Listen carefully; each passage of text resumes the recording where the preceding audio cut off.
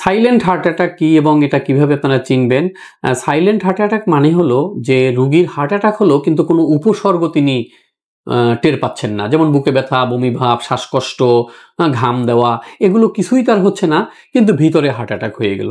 তো এখন এটি রোগী তাহলে কিভাবে চিনবেন? তার তো কোনো উপসর্গই হচ্ছে না। আসলে যারা অনেক বেশি বয়স্ক রোগী এবং যাদের দীর্ঘদিন যাবৎ ডায়াবেটিস আছে তাদের কিন্তু অনেক সময় এরকম সাইলেন্ট হার্ট অ্যাটাক হয় এবং তারা আসলে কোনো উপসর্গ যেহেতু হয় না, তারা সিমটমস হয় না, তারা এটি বুঝতে পারেন না ভিতরে হয়ে থাকে। তখন যেটা হয় যে রুটিন যে চেকআপ আমরা করি ইসিজি, তার মাধ্যমে এই সাইলেন্ট হার্ট অ্যাটাকটি বের হয়ে আসে।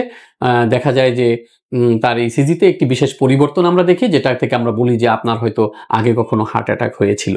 তো সাইলেন্ট হার্ট অ্যাটাক আসলে ডিটেক্ট করা খুবই সমস্যা, এটি করা যায় না, কারণ রোগী তখন তৎক্ষণাৎ হাসপাতাল বা চিকিৎসকের কাছে আসেন না। পরবর্তীতে রুটিন চেকআপের সময় ইসিজির মাধ্যমে ডিটেক্ট করতে পারি।